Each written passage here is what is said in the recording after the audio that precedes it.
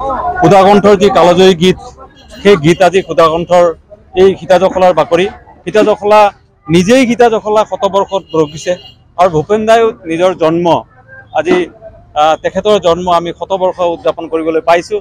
অসম চৰকাৰে এবছৰ জোৰা কাৰ্যসূচী যিটো লৈছে, গতিকে আমি ভূপেন দাক স্মৰণ কৰি তেখেতক শ্ৰদ্ধাঞ্জলি জনাবলৈ বুলিয়ে আমিও বছৰজোৰা বিভিন্ন কাৰ্যসূচী অঞ্চলত আগবঢ়াই লৈ যাম।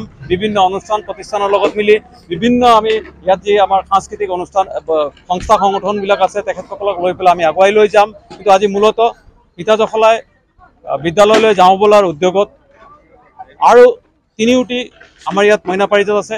সেই মইনা পাৰিজাত সীতাজখলা মইনা পাৰিজাতে হওক বা বনগাঁও মইনা পাৰিজাত আৰু উদমাৰী মইনা পাৰিজাত, এই তিনিওটি মইনা পাৰিজাত মইনাসকলেই এই অনুষ্ঠান পৰিৱেশন কৰিছে। সীতাজখলাই আমি অকল পিছফালৰ পৰা আহ্বান ৰাখিছোঁ। যিহেতু এই মইনা পাৰি গোটেই এংকৰিঙৰ পৰা আদি কৰি মইনাই কৰিছে, আপোনালোকে পাইছে।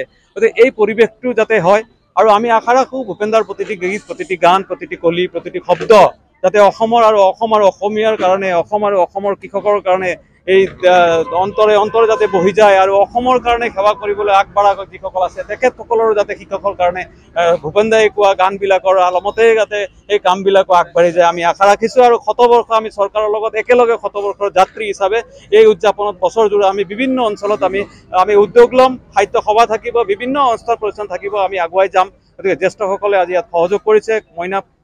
মইনা চেমনীয়াই বিশেষকৈ মানুহে মানুহৰ বাবে যি গীত, সেই গীত মইনাসকলে পৰিৱেশন কৰিছে। আমি আপ্লুত।